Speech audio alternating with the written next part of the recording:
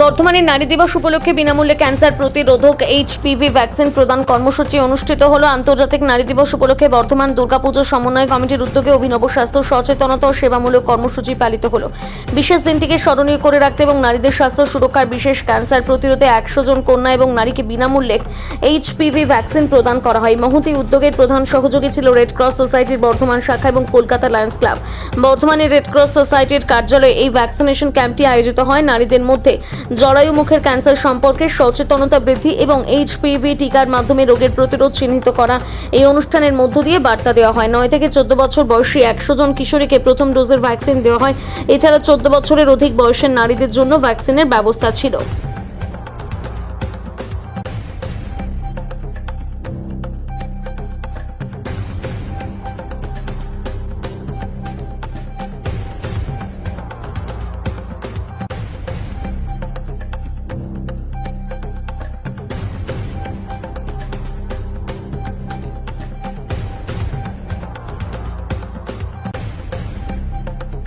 মায়ের আরাধনা করে আমরা আজকে নারী দিবস উপলক্ষে আজকে নারীদের যারা আমাদের আগামী প্রজন্ম এই ছোট ছোট যারা মেয়েরা রয়েছে 9 থেকে 14 যে বয়সের মেয়েরা আছে তাদের দুটো করে ডোজ দেওয়া হবে এবং 14 প্লাস যদি কোনো থাকে তার ক্ষেত্রে 3টে ডোজ লাগবে।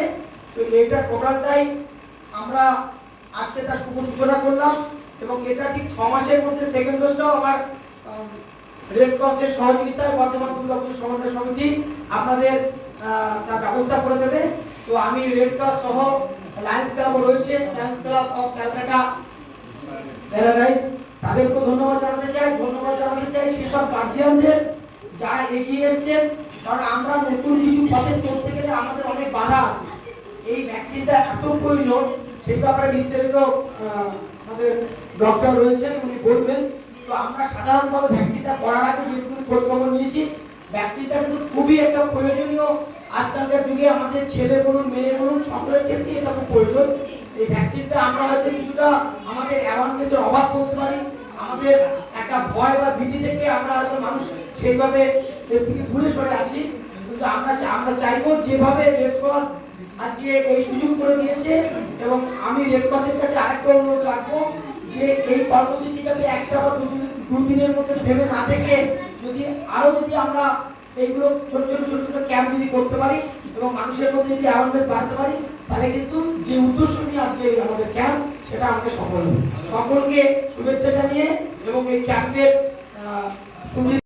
বর্ধমান দুর্গাপুজো সমন্বয় সমিতির উদ্যোগে আজকে নারী দিবস 8ই মার্চ, এই বিশেষ দিনটিকে মাথায় রেখে যেহেতু দুর্গাপুজো আমরা মায়ের আরাধনা করি সেজন্য আজকে নারীদের আমরা ক্যান্সার প্রতিরোধক যে এইচভিআই যে ভ্যাকসিন সেই ভ্যাকসিন আমরা 100টার মতো নারীকে আজকে রেড ক্রসের সহযোগিতায় রেড ক্রসের যে বর্ধমানের শাখা অফিস সেখান থেকে 100 জন 9 থেকে 14 বছরের মেয়েদের এই ভ্যাকসিনটা সম্পূর্ণ বিনামূল্যে দেওয়া হচ্ছে এবং আজকে এটা হচ্ছে প্রথম ডোজ হচ্ছে এবং 6 মাসের মধ্যে আবার তাদের যে সেকেন্ড ডোজ লাগবে সেটাও আমাদের পক্ষ থেকে রেড ক্রসের সহযোগিতা দেওয়া হবে। বিভিন্ন জায়গায় বিভিন্ন রকম কর্মসূচি হয়, এই উদ্যোগটা একটু অভিনব দেখা যাচ্ছে। দেখুন, মাথায় এলো বলতে আজকে ক্যান্সার আমরা জানি এটা যে হারে মানুষের মধ্যে ছড়াচ্ছে এবং একটা কিলিং আমরা দেখতে পাই না, ক্যান্সারটা ভিতরে ছড়িয়ে যায়।